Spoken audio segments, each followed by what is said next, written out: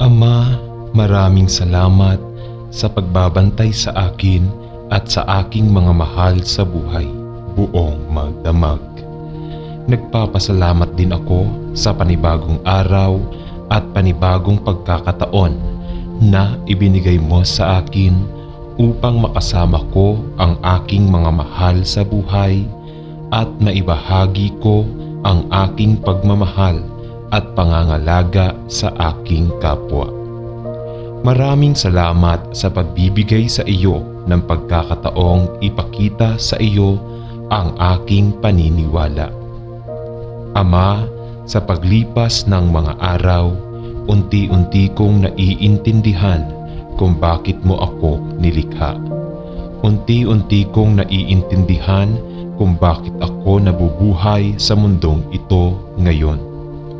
Maraming salamat sa palaging pagpapala sa akin na narito ako upang paglingkuran ka at sambahin ka. Maraming salamat sa patuloy na pagpapaalala sa akin na narito ako upang tumulong sa aking mga kapitbahay. Ama, patawarin mo sana ako sa mga kasalanang nagawa ko at patuloy kong ginagawa.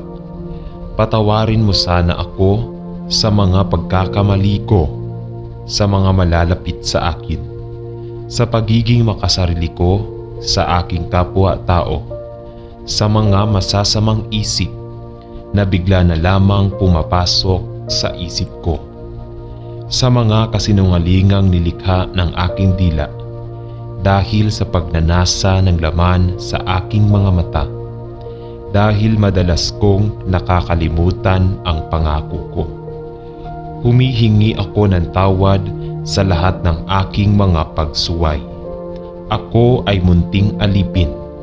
Bigyan mo sana ako ng kahit kaunting lakas para labanan ang mga tuksong ito. Linisin ang aking puso, bigyan ako ng kabaitan sa aking kalooban, at bigyan ako ng isang pakiramdam ng kagalakan sa buong araw. Nais kong sundin ang iyong kalooban at handa akong subukang tapusin ang gawaing ibinigay mo sa akin ngayon. Bigyan mo lang ako ng sapat na lakas para pahalagahan ang aking masasamang gawa at sundin ang tamang landas na dapat kong tahakin. Handa rin akong sumunod sa iyong kalooban at anumang utos mo ay susubukan kong sundin. Tulungan mo akong maging matatag sa harap ng mga hamon ng buhay at unti-unting malampasan ang mga paparating na unos. Gabayan mo ang aking mga mahal sa buhay na aking inspirasyon sa mundong ito upang ipagpatuloy ang aking buhay. Maraming salamat. Idinadalangin namin ang lahat ng mga bagay na ito sa pangalan ni Jesus. Amen. Pumupunta ako sa harap mo, aking Panginoon. Sa pagsikat ng araw, ang iyong pag-asa ay sumisikat sa akin. Habang umaawit ang mga ibon, hayaang dumaloy sa akin ang iyong pag-ibig. Sa pagbaha ng liwanag sa bagong araw na ito, naway sumilay sa akin ang iyong kagalakan. Panginoon, lumalapit ako sa iyo at umiinom sa sandaling ito ng kapayapaan upang madala ko ang iyong pag-asa, pagmamahal at kagalakan sa aking puso ngayon. Amen. Panginoon, ang puso ko ay puno ng kaguluhan at kaguluhan. Para akong nalulunod sa sitwasyon ko at puno ng takot at pagkalito ang puso ko. Kailangan ko talaga ng lakas at kapayapaan na tanging Diyos lang ang makapagbibigay sa akin. Sa sandaling ito, pinili kong magpahinga sa iyo. Sa pangalan ni Jesus, ako ay nananalangin. Amen.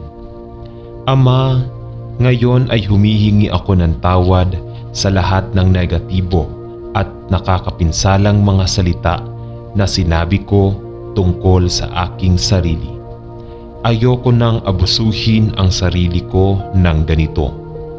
Baguhin ang aking mga iniisip at ipaunawa sa akin kung gaano kaganda ang ginawa mo sa akin.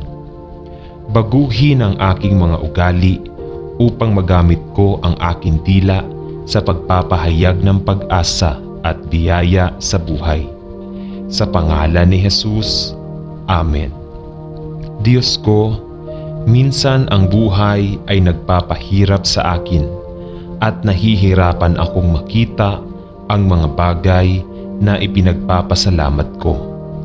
Mangyaring buksan ang aking mga mata upang makita ang mga regalong ibinigay mo sa akin sa aking buhay.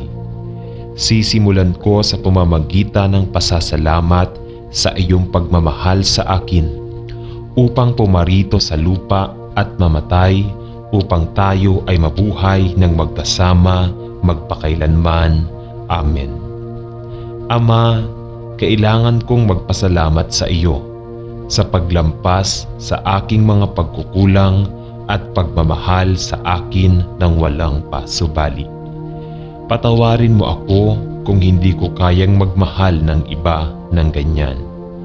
Mangyaring bigyan ako ng mga mata upang makita ang mga pangangailangan ng may hirap na tao sa buhay at ipakita sa akin kung paano matugunan ang mga pangangailangan sa paraang nakalulugod sa iyo.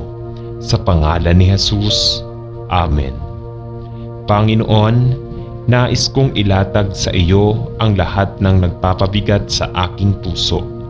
Ibunyag kahit ang mga kasalanan na ito, kasalanan na hindi ko nalalaman. Panginoon, inilalagay ko sila sa iyong paanan at ipinagdarasal na patawarin mo ako. Naniniwala ako sa iyo kapag sinabi mo, pinaliguan mo kami ng mas puti kaysa sa nyebe.